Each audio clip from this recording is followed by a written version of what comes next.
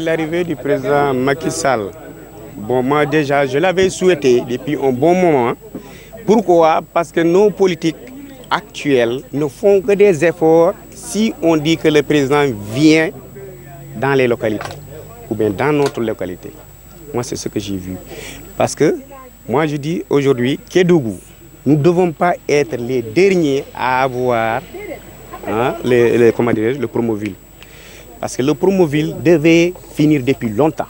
Depuis le premier conseil, ils ont fait tout juste, je ne sais pas, de petits pavés derrière l'hôpital, rejoignant la route de Salémata.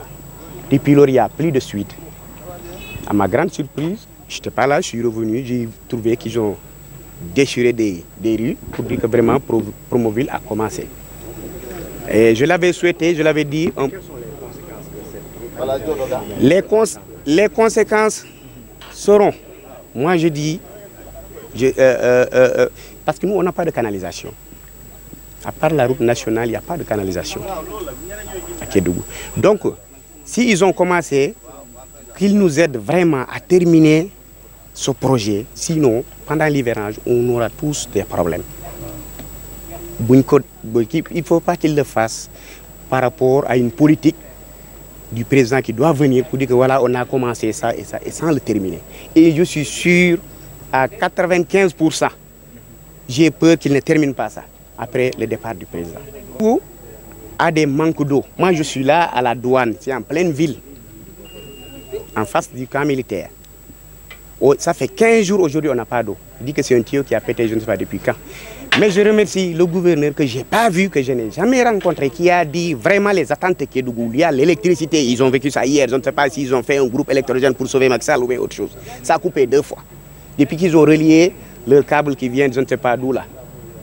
On a toujours des problèmes d'électricité, de coupure. On ne peut pas rester une journée sans coupure de courant. Et on est là, on n'a pas d'eau. Moi, c'est quelque chose que j'ai vu et que j'ai vécu. Je ne dis pas ce que je n'ai pas vu. Voilà, bon, Kédougou, aujourd'hui, depuis les stades, c'était toujours l'ancien, je ne sais pas, conseil des ministres. Ils avaient commencé un stade ici. Et jusqu'à présent, peut-être c'est avec le retour du président pour venir revoir les chantiers qu'ils ont commencé à remuer encore. Une grande ville comme Kédougou n'a pas ni stade, ni...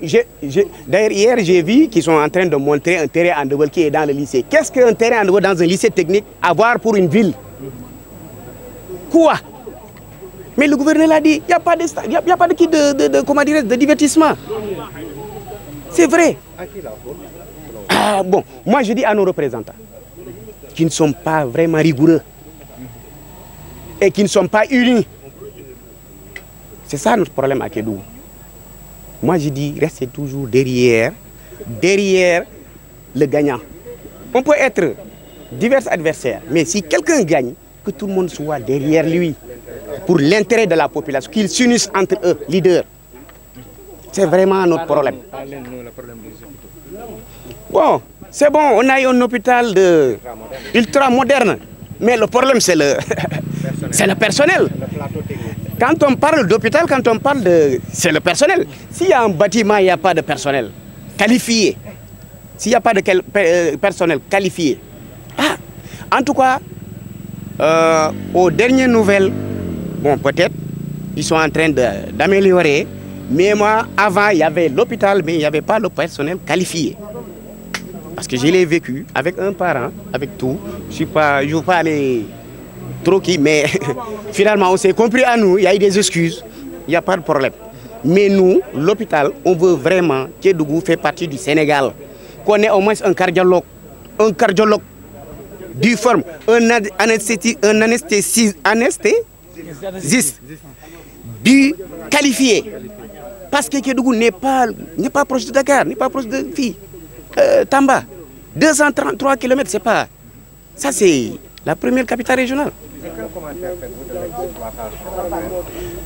Bon, pour l'exploitation aurifère, notre victime, c'est dommage. Quand on va, en tant que quai de vin, on va dans les régions du Sénégal, on dit où est l'or? Alors qu'on ne voit l'or que sur l'avion.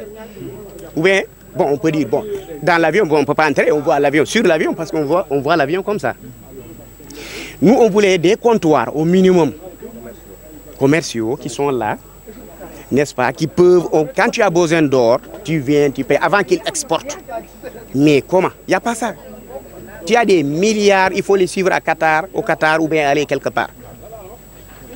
Mais on ne peut pas, sauf bon, des petits orpailleurs, et puis ça c'est des, c'est des grammes, il faut payer 1 gramme ici, 2 grammes, 5 grammes, 6 grammes, rassemblés pour pouvoir avoir avec tous les risques réunis. Mais sinon un comptoir bien fait, avec une sécurité, vraiment, on va se retrouver, on dira vraiment que quand on ira dans les régions, où est l'or? On va dire, bon, l'or est là-bas, hein, si tu veux, on t'amène de l'or. Mais tant qu'il n'y a pas ça, nous, on entend l'or comme vous l'entendez. On le voit par gramme, mais on ne le voit pas, on ne voit pas par lingot, si ce n'est pas par film ou je ne sais pas quoi. Ou bien photo. Voilà. C'est vrai, il y a eu quelques réalisations comme l'hôpital, comme la route de Salémata, comme le désenclavement de certains villages dans la région.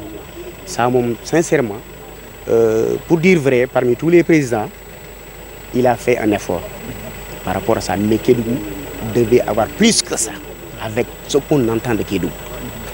C'est le tourisme, c'est les recherches minières. Donc on devait, Kédougou aujourd'hui, nous on souffre même.